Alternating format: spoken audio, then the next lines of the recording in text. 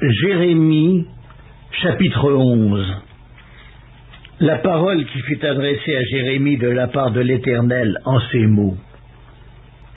Écoutez les paroles de cette alliance et parlez aux hommes de Juda et aux habitants de Jérusalem. Dis-leur, ainsi parle l'Éternel, le Dieu d'Israël.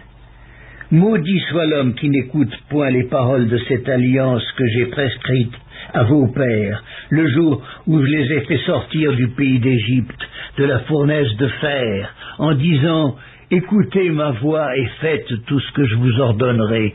Alors vous serez mon peuple, je serai votre Dieu, et j'accomplirai le serment que j'ai fait à vos pères, de leur donner un pays où coule le lait et le miel, comme vous le voyez aujourd'hui.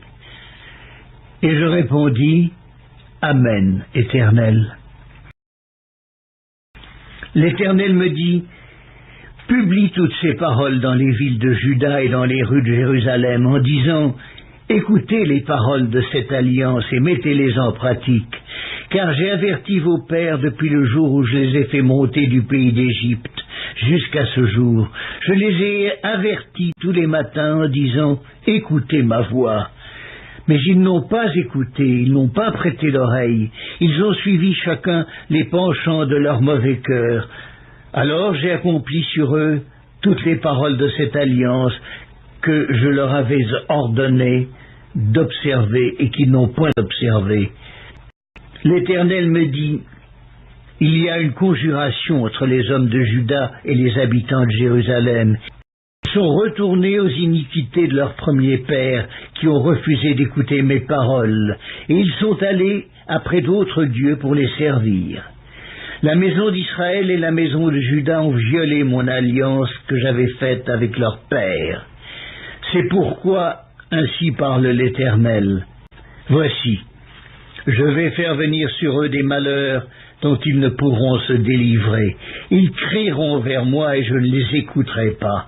Les villes de Juda et les habitants de Jérusalem iront invoquer les dieux auxquels ils offrent de l'encens, mais ils ne les sauveront pas au temps de leur malheur. Car tu as autant de dieux que de villes, ô Juda, et autant Jérusalem a de rues, autant vous avez dressé d'autels aux idoles, d'autels pour offrir de l'encens à Baal. Et toi, n'intercède pas en faveur de ce peuple, n'élève pour eux ni supplication ni prière, car je ne les écouterai pas quand ils m'invoqueraient à cause de leur malheur. Que ferait mon bien-aimé dans ma maison? Il s'y commet une foule de crimes, la chair sacrée disparaîtra devant toi. Quand tu fais le mal, c'est alors que tu triomphes. Olivier verdoyant, remarquable par la beauté de son fruit, tel est le nom que t'avait donné l'Éternel. Au bruit d'un grand fracas, il l'embrase par le feu, et ses rameaux sont brisés.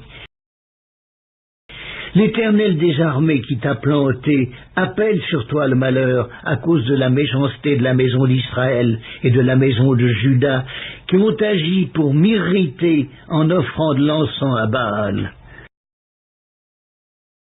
L'Éternel m'en a informé, et je l'ai su. Alors tu m'as fait voir leurs œuvres. J'étais comme un agneau familier qu'on mène à la boucherie, et j'ignorais les mauvais desseins qu'ils méditaient contre moi. Détruisons l'arbre avec son fruit, retranchons-le de la terre des vivants, et qu'on ne se souvienne plus de son nom.